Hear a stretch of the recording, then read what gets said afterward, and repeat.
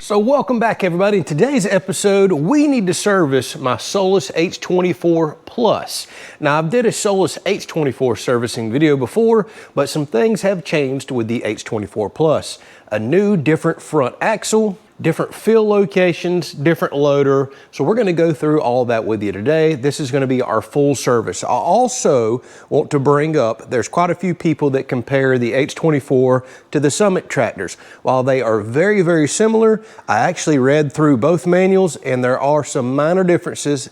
You need to make for sure you're putting the right oil in, for example. All right, so we did a lot of tractor work on the channel recently. I know I've been hitting y'all back-to-back tractor videos. Hey, it's just that time of year that all the work is piled up and we need to use our tractors.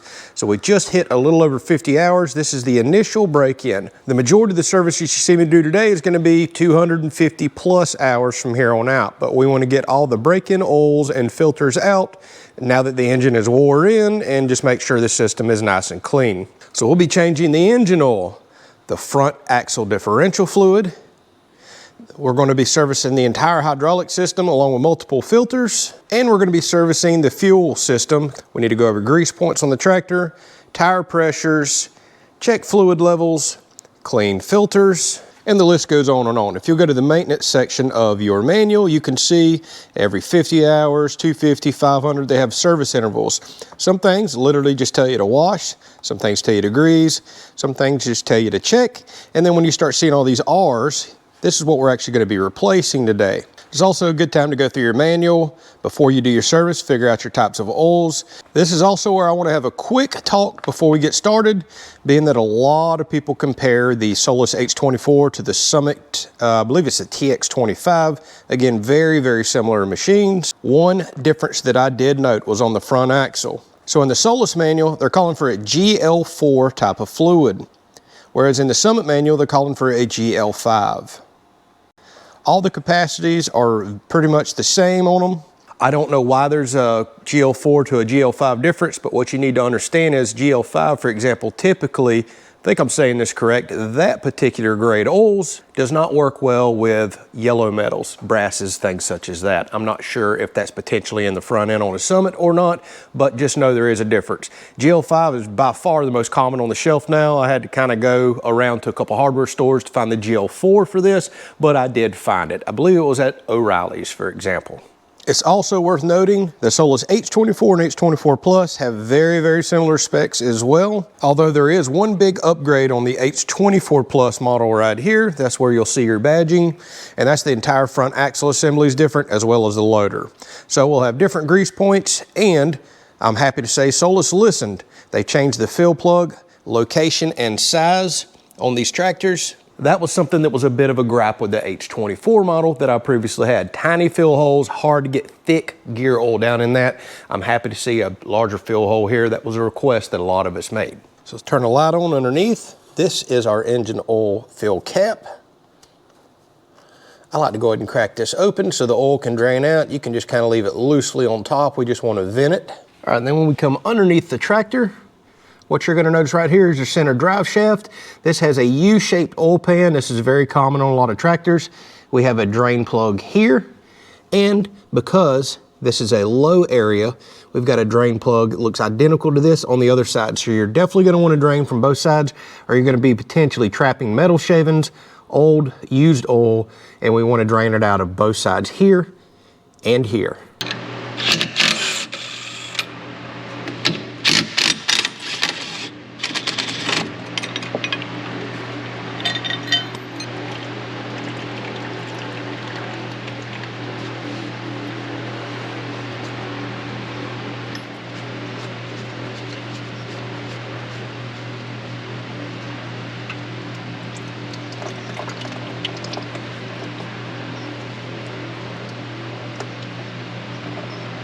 All right, so if we come over to this side of the tractor, right here, you can see right there is one of our fuel filters. And if you look back up in there on the block, see the other filter sticking out? That is our oil filter.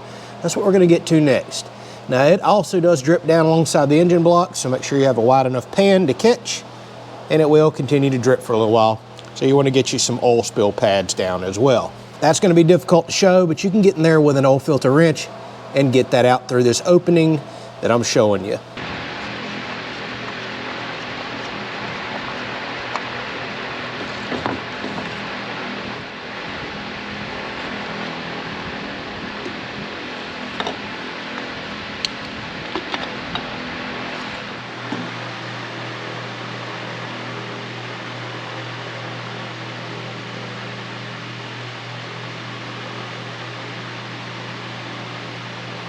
All right, so I just finished filling the oil. The oil dipstick is right here. Just verified that we've got good level in there. All we have to do is put our cap back on, and then we're gonna move down right now to the fuel filter. Since I already have the pan right here, this is the fuel filter. Really super easy to get to. We're gonna remove that. It is gonna drain, so have a catch pan. We're gonna put the new one on, and then I want you to pay attention to this right here. See, this can actually take a hose, and there is a nut right there. That is your air bleeder. So once we screw our new filter back on, we'll turn the key to the forward position. We will not crank the tractor. The fuel pump, which is right here, will start ticking and pumping fuel, filling this up. And we want to have this bleeder screw open. I'm gonna attach a piece of fuel line to this right here to drain down to the pan. And we want to continue to pump fuel until we see it quit popping air and get a steady stream of fuel into the pan. Then we can close off that bleeder screw right here. And then we have purged the system of air. We know that it's gonna crank correctly. That's a critical step. Otherwise, if you have a lot of air in the filter and in the lines going into the tractor, whenever you go to start this up in a little while, well, you're gonna have a hard time starting that until you get the air out of the system. So the bleeder screw is a necessary step.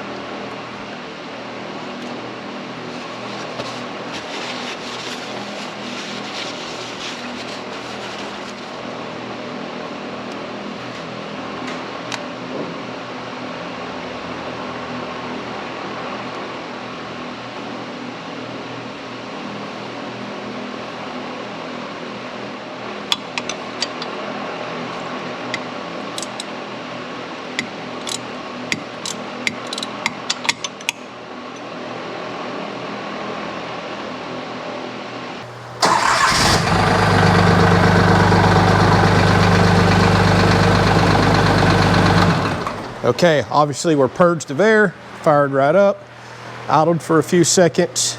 Now the fuel system serviced, oil's changed, filter changed. Now we need to move on to the big service, the hydraulic system. All right, so we have multiple drain plugs for the hydraulic system due to all the different dips down that we have in here. You're gonna remove one plug here, right by the shaft. Speaking of, I need to go ahead and grease the shaft. That's a good time to do it, to cut down on this rust. It's obviously gonna see a lot of moisture underneath the tractor. We have a drain plug here, we have a drain plug here, and as we come further back, we also have a drain plug here.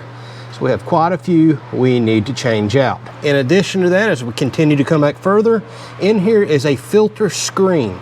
We need to pull this apart. There's a band clamp right here with a flat head or a nut driver style band clamp just like this on top. There's also a band clamp here that we'll have to loosen from up top. This pops out. You will have a lot of hydraulic oil dump out of this. There's a mesh screen in there that I'll show you that we're gonna make sure is cleaned out of any debris. And then we're gonna put that back in along with all of these drain plugs right here before we refill this system. Now keep in mind there is a tremendous amount of oil in here, and since we can't lift this, I couldn't get this lifted with my lift because of these big tractor tires. You're gonna overfill a standard pan. So you're gonna wanna be down here, remove your drain plug, let your pan fill mostly up, put the plug back in, go dump it. Come back and do that again until you get it all out, since there's well over 6 gallons in here.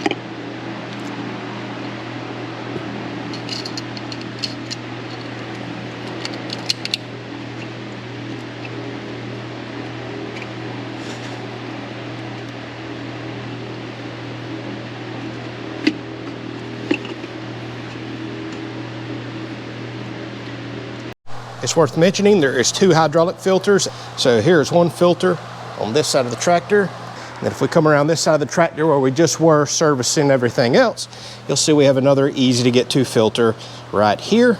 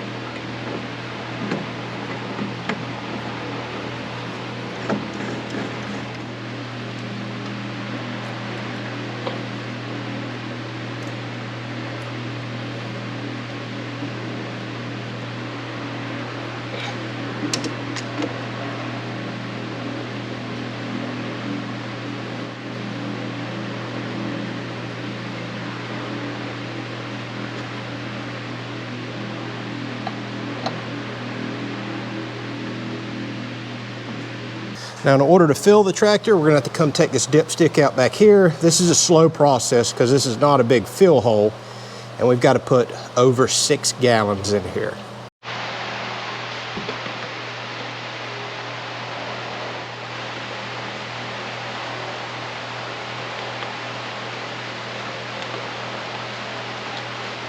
All right, so the level is filled. I like to go crank my tractor up so we fill up all the filters, all the lines. You'll see the level drop. Take your dipstick back out, fill up into the hash marks on it. Very straightforward. Good time to go underneath, look for any leaks. Since we loosened so much stuff, I do not see any leaks, so we're calling the hydraulic system good. All right, so now the last fluid change is gonna be this front differential fluid, or this front axle right here. Okay, so the first drain plug we're gonna remove is this one right here. Drain it to the pan, and then you can see this axle drops way down. Here's where all your gears are. So obviously this is gonna hold fluid. If you look underneath right here in the dead center, not these outside bolts, but dead center, there's a bolt right there. This one you're either gonna have to like cut a water bottle to catch some of the fluid, or I've got one of these flexible drain spouts right here that you can fold up into a funnel. I don't remember what they're called, but you can bend them in all kinds of directions. I had a viewer suggest this, and I can slide it underneath and catch and put the fluid right in the pan. These are really awesome. I'll put a link for one of those in the description. They're super handy when you have odd drain plugs in places, especially on vehicles. You can slide them underneath to not make a huge mess. Then we're gonna have to come over to this side, and we've got another drain plug over here. So we've got 1, 2, and 3 to drain. Then we can refill the system with this drain plug up on top right here.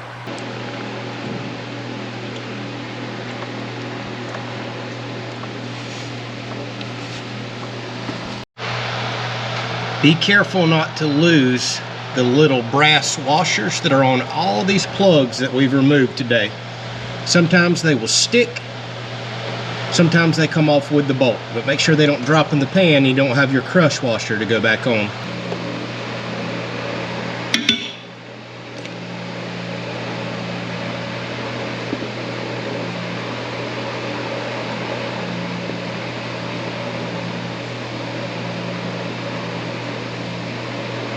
All right, so now we have to fill this, and thank goodness there is an adequate size fill hole now that we can actually put a large funnel in from the side, and more importantly, pull air in so the flow goes down thick. This gear oil is very thick.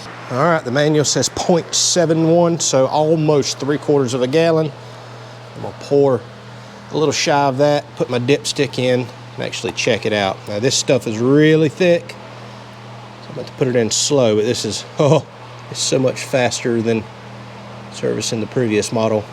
Okay, so one of the things we're definitely wanting to do next is a full greasing. We want to lube everything up. So let's go ahead and start going in here, and I'm gonna go ahead and tell you, I'm probably gonna miss some points. Refer to your manual. There's a ton of grease points on this machine, which I love.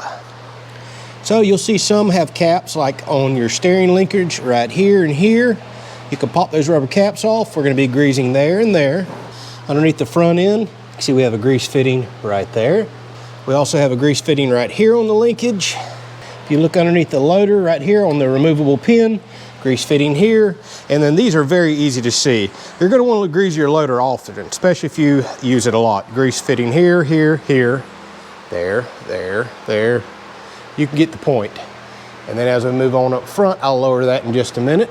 It's also a good time to go through and lube up and check any of your like pedal adjustments. There's spring tension adjustments in there. You can kind of see once you press on the pedals.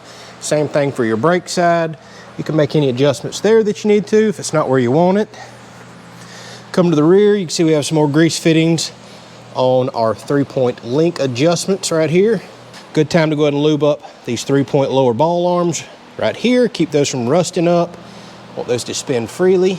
You may have a top link that can grease. I have added the optional hydraulic link to mine, so it uses hydraulic fluid in there. Then I'll move in while it's in the shop, check the tire pressures. I'm not even gonna go into the pressures for you. Go to their manual. Solis offers so many different tire combinations for this. You need to check loaded tire pressures that you wanna run for the type tire that you have.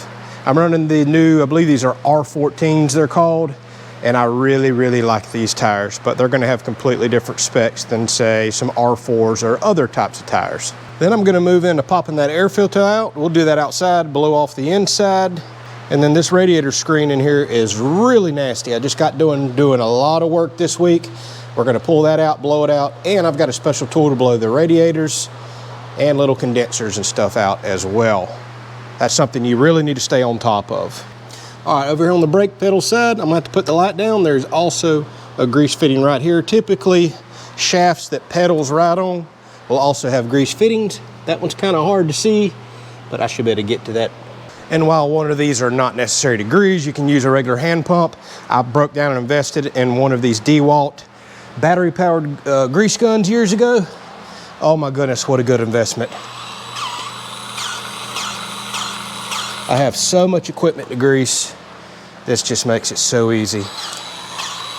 Now I'm not trying to just do a ton of grease here. As soon as I see it start squeezing out of any crack or orifice, I call it good. Otherwise, it'll just fall out and get everywhere in your shop, all kinds of places. All right, so now we're gonna flip this tab up top, and there's one down below that I can't really show you. And we're gonna take this rubber strap off right here just by pushing down, pulling out. Now we can lift our air filter up. I expect this to be quite dirty because I just did a several-day job. That's why my radiator's plugged and everything's as bad as it is. I'll also put a link in the description to this. This is called an air comb. Thanks to some viewers, I just picked one up. As you can see, it has holes that come out the side, not the end. This is perfect for sticking in air filters and blowing them out, and going in between radiators and blowing them back out the proper way, which is the front, the way the material went in. I think this is gonna be super handy. It's also worth noting, I've just turned my air pressure down to just a couple of PSI, so not much air pressure at all. What a lot of people don't realize is you blow out a filter with high air pressure, you're actually ripping the fibers, your filter fibers, loosening them up, creating pockets, holes, everything else. Ultimately, what that means is more material will pass your filter and make it into your engine. Use very low air pressure when blowing out air filters. So now we can stick this in, blow to the outside, and because it's an air comb, I can just twist, blow out. See, it's blowing the material back out the way it was trying to go in.